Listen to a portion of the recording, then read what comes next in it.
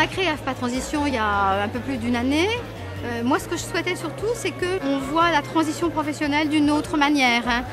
Qu'on change les codes, qu'on arrête de parler de reclassement, de situations dramatiques, de rupture, et qu'on voit ça plutôt sur un chemin tout au long de la vie.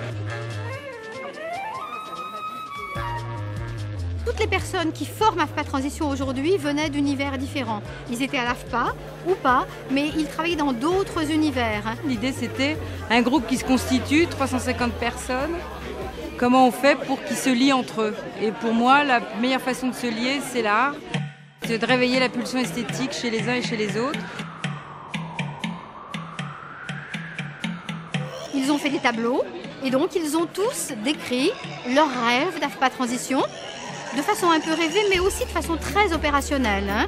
C'est comment on crée des liens, comment on crée des passerelles, comment on s'occupe des demandeurs d'emploi, comment on s'occupe des salariés, comment on convainc des entreprises de travailler de cette façon-là.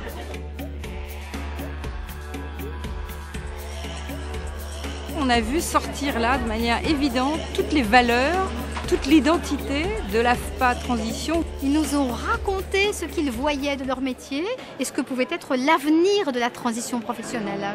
Les transitions professionnelles, le concept doit s'installer en France. Et au fond, on se dit que c'est quel meilleur moyen que dans ce musée dédié au surréalisme qui a fécondé tout l'art contemporain, de présenter les créations des salariés d'AFPA Transition. La chanson d'un bicycliste qui était dada de cœur, qui était donc dadaïste. Le lieu est splendide.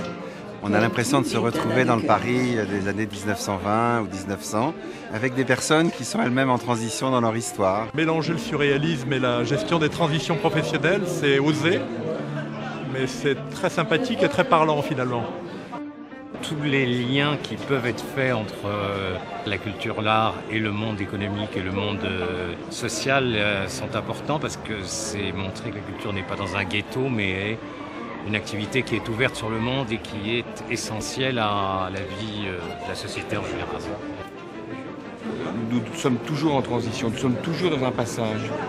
Et lorsque nous sommes en formation, nous ne sommes pas là pour vivre une rupture, nous sommes là pour permettre une continuité. Voilà, c'était ça le sens de ce que j'ai compris. J'ai découvert que nos partenaires, nos clients étaient très curieux. Ça leur a parlé tout de suite et ça leur parlait à la fois individuellement de leur propre parcours et en tant que professionnels de ce qu'ils avaient à vivre. Et que finalement, ce qu'on pouvait dire sur la transition, ça résonnait bien.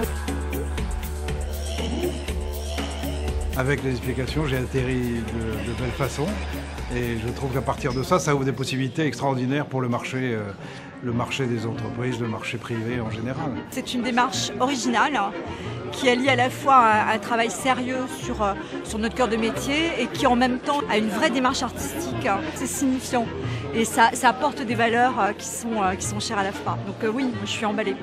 Ici se dessine une des AFPA de demain, parce que l'AFPA de demain sera multiple dans ses formes, mais elle sera foncièrement, comme toujours, dédiée justement à l'accompagnement des salariés ou des demandeurs d'emploi, ou des gens qui, dans leur carrière, veulent changer, quelle qu'en soit la raison. Et ça, c'est notre raison d'être.